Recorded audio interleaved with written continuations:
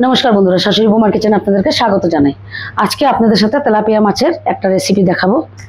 দেখুন, আমি বড় বড় তেলাপিয়া মাছ কেটে ধুয়ে নিয়েছি, আর দু টুকরো রৌ মাছ নিয়েছি, কারণ আমার ছেলে এই মাছ খায় না, তার জন্য। এখন আমি নুন হলুদ মাখিয়ে মাছগুলো ভেজে নেব। নুন দিয়ে দিলাম, হলুদ দিয়ে দিলাম। আজকে এই রান্নাটা সর্ষে বাটা দিয়ে করব।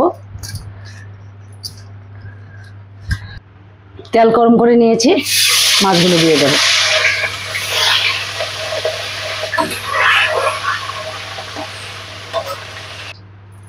দেখুন, আমি মাছগুলো ভেজে নিয়েছি। আমি মাছের তেলটা পাল্টালাম না, সেই তেলে পেঁয়াজ কেটে দিয়ে দিলাম, পেঁয়াজ কুচি অল্প দিলাম।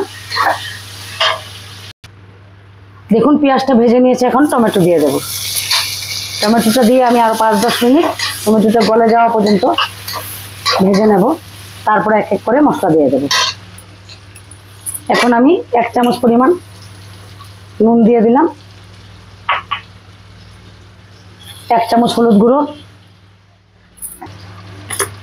1 চামচ পরিমাণ লাল লঙ্কা গুঁড়ো।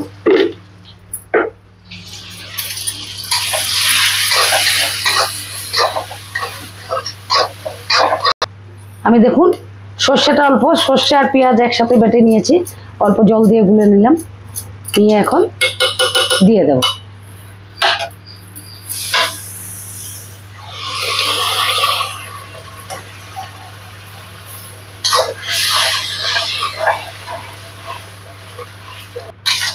সর্ষেটা আমি বেশি ভাজবো না, কারণ সর্ষে বেশি ভাজলে তিতো লাগে, তাই আমি জল দিয়ে দিলাম।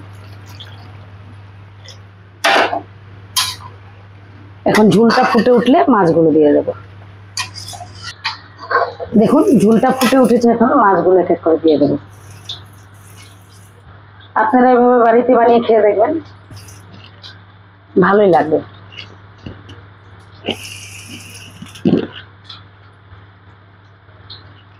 আজকের মাছগুলো বেশি সুবিধা ছিল না, অল্প ভেঙে ভেঙে গিয়েছে।